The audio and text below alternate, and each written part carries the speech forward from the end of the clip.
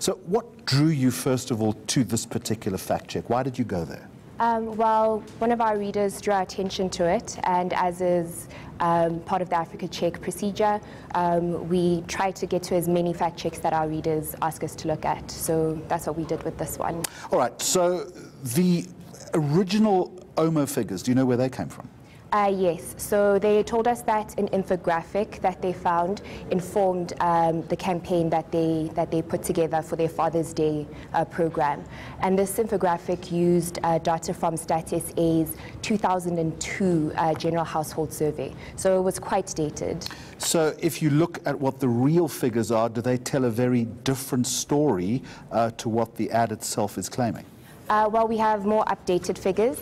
When we looked at the most recent General Household Survey, we found that 61.8% of South African kids are raised without fathers present in the household. But I think it's important to make note of the fact that this particular statistic is comprised of two categories of children. The first category includes children whose fathers are deceased, and with the 2017 figures, this was about 10.1% of children. But it also includes children whose fathers aren't resident in the household, and this was about 51.7% of children.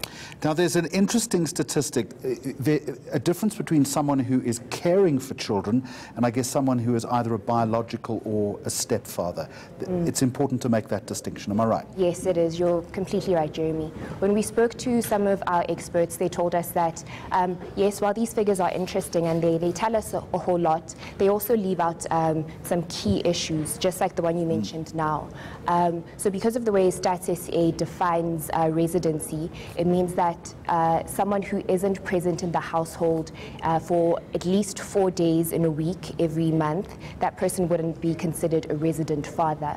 So someone who works over the course of the week away from their home, they wouldn't be, but cares for their kids, they wouldn't be considered a resident father. Or someone who isn't a biological father but provides caregiving for their children. So finally then, what's the general take out of this? What conclusion do we draw? Well, we have to be very careful when we give statistics like these. It's important to make sure that we mention caveats like the ones you mentioned before, because this helps shape perceptions in South Africa. So yes, let's be more precise with our. A little bit more rigid in our analysis, and perhaps the claims, and particularly when it comes to the advertising industry, maybe look at those statistics a little bit more carefully. From Africa Check, Gopolang, Makou, thank you very much indeed.